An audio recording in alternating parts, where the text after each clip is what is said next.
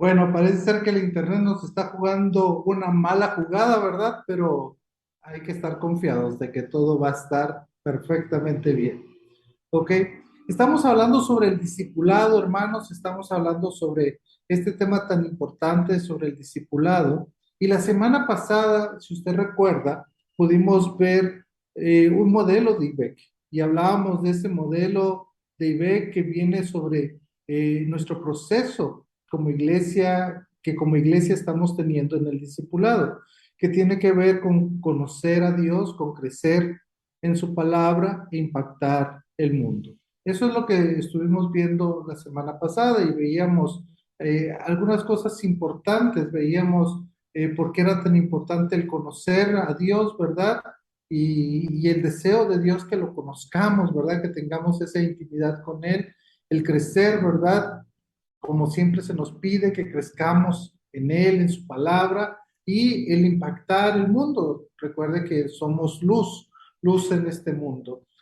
Entonces vimos cómo seguir ese ejemplo del Señor Jesús en el discipulado, ese modelo, ¿verdad? También vimos el ejemplo de sus discípulos que fueron, impactaron otros lugares también.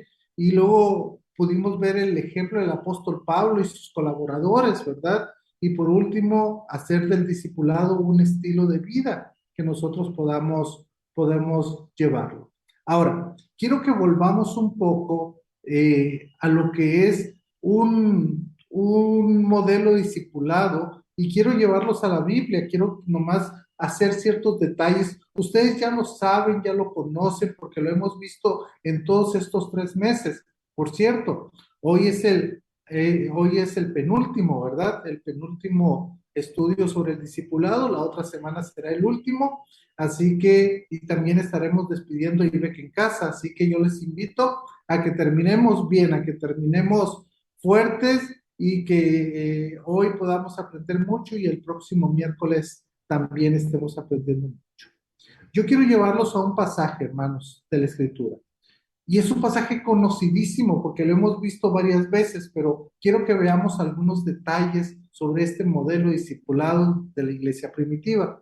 Vamos a Hechos capítulo 2, el versículo 46 y 47. Hechos capítulo 2, versículo 46 y 47. Mire lo que dice la palabra del Señor, dice, y perseverando unánimes cada día en el templo, y partiendo el pan en las casas, comían juntos con alegría y sencillez de corazón, alabando a Dios y teniendo favor con todo el pueblo. Gracia es la palabra, ¿verdad? Y teniendo gracia con todo el pueblo. Y el Señor añadía cada día a la iglesia los que debían de ser salvos. Yo creo que aquí yo encuentro un modelo, hermanos, de discipulado del pueblo de Dios, ¿verdad? Cómo el pueblo de Dios se reunía en ese momento para poder adorar a nuestro Dios. Y yo creo que es algo que nosotros podemos repetir aquí mismo. Fíjese cómo empieza el texto. Me impacta porque dice, y perseverando unánimes cada día, ¿dónde? En primer lugar, en el templo, porque había un templo, recuerde. Recuerde que el apóstol Pedro acababa de dar su sermón, donde 3,000 personas se habían convertido. Y ellos nunca pensaron que a lo mejor iba a ser algo nuevo, ¿verdad? A lo mejor ellos seguían en el templo unánimes, perseverando, yendo al templo. Y sabe que con este tiempo de la pandemia, hermanos, nosotros hemos perdido parte de eso, hemos perdido parte de que el discipulado también comienza también en el templo. Déjeme decirle por qué. Hoy en día yo he escuchado mucha gente decir, es que la iglesia somos nosotros, y es cierto, tienen mucha razón en decir que la iglesia somos nosotros. Pero algo que el Señor Jesucristo estableció y dejó bien claro es que Él establecería su iglesia. Él iba a establecer su iglesia. Y nosotros vemos en el recorrido de la historia cómo las iglesias se han ido fundando, se han ido estableciendo. Y Dios dio cartas específicas por medio de los apóstoles del Señor Jesús para que le escribieran a las iglesias. Bueno, algunos apóstoles, otros colaboradores, ¿verdad? Para que escribieran a las iglesias. Obviamente entendemos que las iglesias se reunían en casas, ¿verdad? En ese tiempo. Pero lo que me llama la atención en este verso es lo primero que dicen, ¿verdad? Que los cristianos perseveraban unánimes cada día en el templo. Hoy en día como que la iglesia es como que ha venido a ponerse en un estado donde la gente dice, no, yo mejor prefiero la casa, yo mejor prefiero estar en la casa, yo mejor prefiero estar allí, ¿verdad? Donde en realidad ese no es el modelo. ¿Por qué? Porque si en su casa hubiera más creyentes, más cristianos, fuera el modelo perfecto, ¿sí? Pero en su casa nomás se encuentra usted y a lo mejor su familia, ¿ok? Pero la idea del templo, la idea de la iglesia, hermanos, es que nosotros podamos convivir unos a otros. Fíjense, perseveraban unánimes. ¿Qué le da este término? A mí me da multitud, me da que la gente que se estaba convirtiendo estaba yendo al templo, a la iglesia misma. Y yo creo, hermanos, que la iglesia es un buen lugar de discipulado. Obviamente, estamos hablando de crecimiento espiritual, de conocer a Dios, de crecer y que juntos podamos impactar al mundo, ¿verdad? A nuestra sociedad. Entonces, comenzamos desde la iglesia. El domingo debe ser un grupo pequeño, pero más grande. Como decía Rick Warren en su libro Una iglesia con propósito, el domingo debería de ser el tiempo de celebración, donde celebramos al Dios vivo, donde el pueblo de Dios se reúne, donde todas las casas se reúnen para poder adorar juntos el nombre de Dios. Solamente que por medio de la pandemia, hermanos, esto ha venido pues en muchas iglesias no dándose como se debería de dar, por miedo, por precaución, porque ya me acomodé en casa, porque es más fácil por medio de la cámara. Y bueno, no sé si recuerdan que hace el domingo antepasado, no el pasado, sino el antepasado, tuvimos problemas con el audio, ¿verdad? Y llegó un hermano a decirme, pastor, pues muy sencillo esto, quitemos la transmisión en vivo y para que todos los hermanos vuelvan a la iglesia. No, no, no es tan sencillo, no es tan fácil tampoco, ¿verdad? Yo creo que es una gran ventaja si usted está haciendo algo, ¿verdad? El hecho de quedarse en casa y poderlo ver, o no solamente desde casa, desde otro lugar donde usted se encuentre, usted pueda ver el servicio y se pueda conectar con nosotros. Pero algo que sí es cierto, hermanos, es la falta de compañerismo que deberíamos de tener. Porque si bien es cierto, lo virtual es algo importante y que debemos de echar mano hoy en día, como veíamos en unos miércoles pasados, también es cierto, hermanos, que el trato con los hermanos, el juntos adorar a Dios, el que haya una persona que nos esté invitando a adorar a Dios juntos, a que como pueblo de Dios levantemos esa adoración a Dios es importante, hermanos. Es muy, muy, muy, muy importante. Ahora, también es importante los unos a los otros, ¿verdad? Que el apóstol Pablo escribía a cada iglesia, amaos los unos a los otros, soportaos los unos a los otros, perdonaos los unos a los otros. ¿Y cómo se va a dar? En el margen de la iglesia. Por eso es importante, hermanos, el perseverar unánimes, juntos, cada día en el templo, decía estos hechos, ¿verdad? Obviamente nosotros entendemos que el templo era el templo de Jerusalén, ¿verdad? Obviamente nosotros entendemos que no era un templo como el nuestro, una iglesia cristiana, ¿verdad? No, no, no había. Usted sabe que los templos se empezaron a construir mucho tiempo después. Pero yo creo que aquí podemos hacer una gran pausa y animarte, mi querido hermano, mi querida hermana, a que vuelvas a la congregación, a que vuelvas otra vez a reunirte con nosotros, a que dejes un poco la comodidad y entonces puedas ir a la iglesia y puedas tener ese roce, ese choque y que juntos adoremos a nuestro Dios, a nuestro Padre eterno por medio de Jesucristo, quien merece toda la gloria, toda la honra y todo el poder. Entonces, eso es lo primero que quería decirles. Lo segundo que quería decirles es que dice el texto que partiendo el pan en casas, comían juntos. Pareciera ser, hermanos, que la iglesia primitiva, como bien dije, se juntaba en casas. Y a lo mejor como eran muchos hermanos, recuerde que la primera conversión eran como 3,000, ¿verdad? Más los que ya estaban. A lo mejor una casa no era suficiente para que se reuniera y a lo mejor tenía que haber diferentes casas abiertas, listas para poder compartir. Me gusta cómo el texto lo menciona y voy a ir ahí porque dice, y partiendo el pan en las casas, fíjese, lo plural, no decía en la casa, no, en las casas, comían juntos con alegría y sencillez de corazón. ¿Se da cuenta?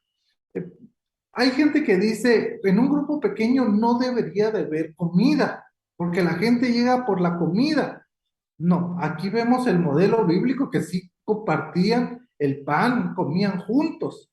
O sea, sí debe de haber eso también, porque es algo bonito poner lo poco que uno tiene al servicio, ¿sí? Ya el problema es que cuando llegues a un grupo pequeño y no haya que compartir, tú te enojes, ¿verdad? Eso ya es otra cosa, ¿sí? Entonces lleva tú también un poco. Pero algunos piensan que cuando dicen que compartían el pan, tenía que ver con Santa Cena. Y cuando dice que comían juntos con alegría y sencillez de corazón, era comida normal, ¿verdad? De hecho, Pablo, cuando está dando las instrucciones de la Santa Cena, le dice a las personas que uno se adelantaban, ¿verdad? Pues es que recuerde que en la iglesia del Señor había gente libre como gente esclava, o gente que era patrón y trabajador, ¿verdad? Obviamente, si tú eras un patrón, pues tenías toda la comodidad, toda la facilidad de llegar un poquito más temprano. El trabajador se llevaba un horario y decía que cuando ya llegaban estos últimos a comer, ¿verdad? Pues ya no les dejaban nada, ¿verdad? Y los otros, pues como que ya se ponían alegritos, ¿verdad? Que ya habían tomado demasiado por no dejarle a los otros. Entonces, hermanos, vea, esto es muy importante. Las casas, el discipulado en las casas es muy importante. ¿Por qué digo esto, hermanos? Porque vamos a empezar ya a abrir nuestras casas para el discipulado. O a lo mejor usted va a tener que ir a una casa que quede cerca, o por afinidad, ¿verdad? A lo mejor usted va a tener que hacer eso. Yo lo quiero animar, hermanos, a que no vean el tráfico, a que no empiecen a ver cosas difíciles, sino que al contrario, ustedes quieran y digan, yo necesito estar en un lugar, en una casa, para aprender de la palabra del Señor, para orar juntos también, pero también, hermanos, para sentirme pastoreado y pastorear también a otras personas. Fíjense las dos palabritas que se menciona aquí, con alegría y sencillez de corazón.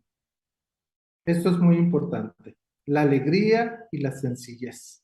¿Por qué, hermanos? Porque cuando es un grupo pequeño, se hablan cosas importantes y uno está alegre ahí, pero también debe de compartir el corazón, porque se comparten testimonios, se comparten bendiciones, pero también se comparten pruebas, luchas, y la sencillez del corazón, la humildad debe de estar ahí.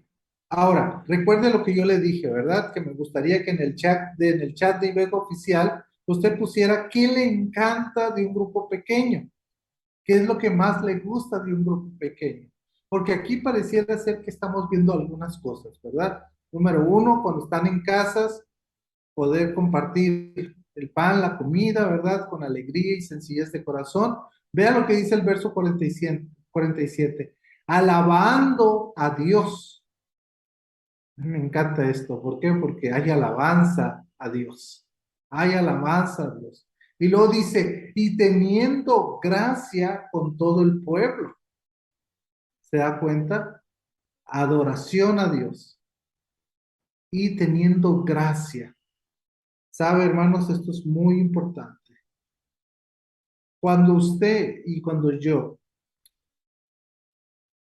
tenemos el evangelismo y el discipulado como estilo de vida, se va a dar cuenta de algo.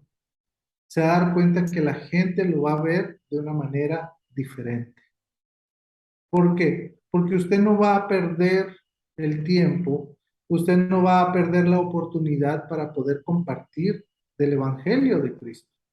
Y después usted va a poder tener la oportunidad de hablar de Dios y decirle a las personas, imítenme como yo imito a Cristo. Vea lo que estaba pasando con el pueblo. Dice que esta gente tenía gracia con todo el pueblo. Usted sabe que la palabra contraria a gracia es desgracia, ¿verdad? Y muchas veces hay gente que pareciera ser que eso es lo que le da al pueblo. Y no, debemos de tener gracia, gracia con el pueblo. Yo agradezco tanto a Dios, hermanos, que en la gestión de mi pastorado podemos tener una muy buena relación con el sector donde está la iglesia, el sector B2, ¿verdad? Gracias a Dios podemos tener. ¿Por qué? Porque estamos viendo por ellos, estamos atentos a sus necesidades, estamos atentos a las necesidades de los policías y tratamos de ayudarles, tratamos de bendecirles. Hay veces cuando tienen una reunión ellos y se necesitan los parqueos, saben ellos que pueden contar con nosotros. Eso es tener favor con la gente. Y cuando eso pasa, hermanos, mire lo que dice la Escritura. Y el Señor añadía cada día a la iglesia los que debían de ser salvos. El Señor añadía cada día a la iglesia los que debían de ser salvos. En pocas palabras, hermanos, Dios obraba y se veían los resultados. Cuando la iglesia empieza un plan de discipulado, cuando la iglesia está enfocado en el evangelismo, el discipulado, en conocer a Dios, en crecer en su palabra, ir e impactar el mundo, hermanos, la sociedad, nuestro sector, Dios va a obrar, Dios va a hacer lo que a Él le corresponde. En este caso, dice la Escritura que el Señor añadía cada día a la iglesia los que debían de ser salvos. ¿Se puede imaginar, hermanos, una iglesia como la nuestra, enfocado en el discipulado, enfocado en este, ¿cómo se llama? En el evangelismo? Y no solamente el evangelismo hablado, hermanos, sino el vivido, ¿verdad? El que uno vive. Decía un amigo en Guadalajara que el mejor discipulado es cuando tu vida habla de Cristo. Y la gente llega y te pregunta, oye, ¿qué te pasa? ¿Por qué eres diferente, verdad? Y ahí uno puede hablar. Obviamente nosotros entendemos que el evangelismo es dar las buenas nuevas, es darla y es mostrarla. Pero cuando nuestra iglesia también se enfoca en el discipulado, hermanos, tenemos la oportunidad de que todos los miembros de la iglesia empiecen a crecer espiritualmente, porque van a conocer a Dios y después van a crecer espiritualmente. Imagínense sus miembros creciendo espiritualmente. Imagínense a sus miembros maduros en la fe. Imagínense a los miembros de la congregación pastoreándose unos a otros. Estamos listos para salir, hermanos. Estamos listos, listos. Por eso misiones es otro punto importante. Evangelismo, discipulado, misiones. ¿Por qué es importante misiones? Porque ya cuando eres maduro en la fe, ya cuando tú estás discipulando aquí, cuando tú estás creciendo en la fe, es necesario llevar eso a otras partes. Y a lo mejor tú dirás, híjole, pero yo no puedo salir. Sí, pero recuerde lo que dice Platt en su libro que habla sobre radical. Todo cristiano es un misionero. Donde se encuentre es un misionero. ¿Se da cuenta la importancia de entender este texto, de entender el texto. Ahora, recuerden algo, hermanos, ya estoy casi por terminar. Recuerden algo, las cartas fueron escritas a iglesias, pero otra vez, cuando nosotros decimos la iglesia que está en Colosas, nos queremos imaginar un local como el nuestro, ¿verdad?